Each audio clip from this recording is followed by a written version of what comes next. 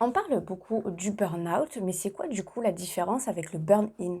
Si tu es à la recherche d'astuces pour prendre soin de toi, tu es tombé sur la bonne chaîne.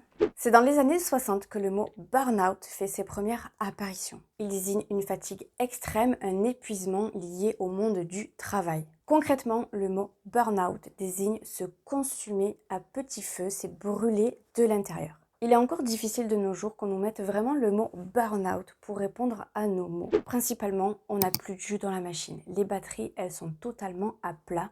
Le corps répond à un stress qui est intense, voire même plus.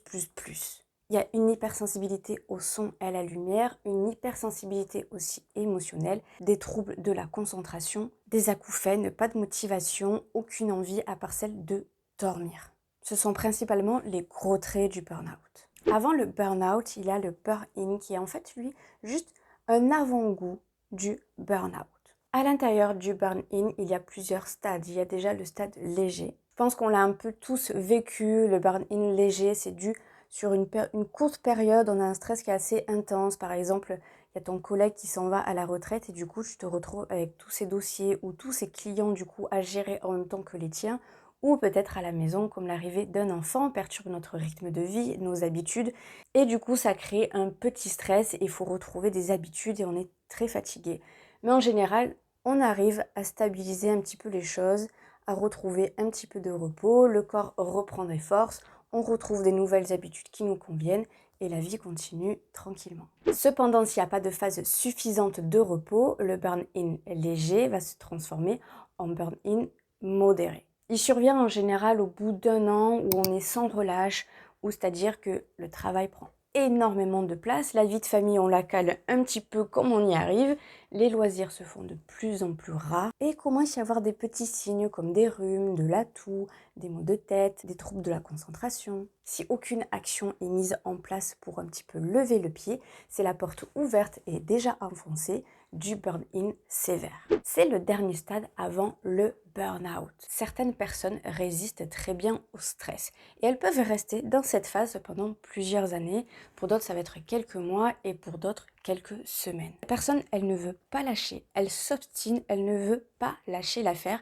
elle ne veut pas lever le pied. La cafetière en général n'est jamais très loin. Les signaux sont toujours là, c'est alerte rouge qu'on n'en peut plus et ils sont totalement ignorés jusqu'au matin où c'est burn-out. La naturopathie peut venir accompagner les personnes qui sont en burn-out ou en burn-in. Cela se fera en plusieurs étapes et de façon progressive pour vraiment accompagner au mieux la personne. On va prendre le temps de l'écouter et cibler ensemble un des piliers essentiels de l'hygiène de vie. Si pour elle c'est plus facile de tabler directement sur l'alimentation, on va effacer un petit peu le gluten, les produits laitiers qui encrassent un petit peu le corps et on va plutôt favoriser des produits frais, des produits locaux pour apporter vraiment un maximum de vitalité. Si pour elle c'est plus facile de reprendre une activité douce, on pourra peut-être lui proposer le yoga ou la marche à pied, quelques balades à vélo, vraiment ce qui lui convient. Pour d'autres, ça va être plus facile de gérer un petit peu le sommeil, donc là on va instaurer une sorte de routine du dodo un peu comme pour les enfants, y impliquer des exercices de respiration pour aérer un petit peu les poumons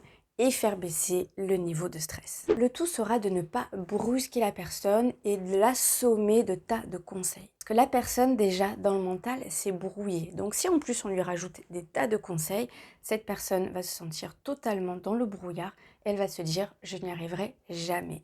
Notre but est d'arriver de la mettre en confiance. Donc une fois qu'on aura ciblé le premier pilier, elle va le mettre en place chez elle, elle va le rôder et une fois que ce sera bien mis en place dans son quotidien, on va revoir la personne, reprendre le temps de l'écouter, de savoir comment elle a vécu, est-ce qu'elle se sent mieux, est-ce que se sent le cap de passer à un autre pilier. Le but est que la personne se dise ok oui je suis capable d'y arriver et de reprendre le contrôle sur le burn-in ou sur le burn-out. Dans un premier temps, déjà, on va vouloir apaiser le système nerveux, on va lui apporter du magnésium parce que le stress est un gourmand de magnésium, donc en général, on n'a plus de stock.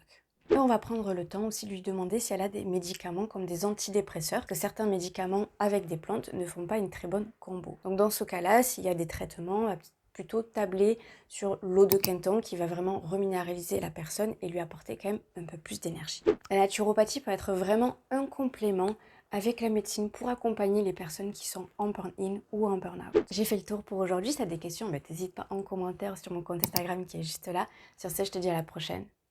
Ciao.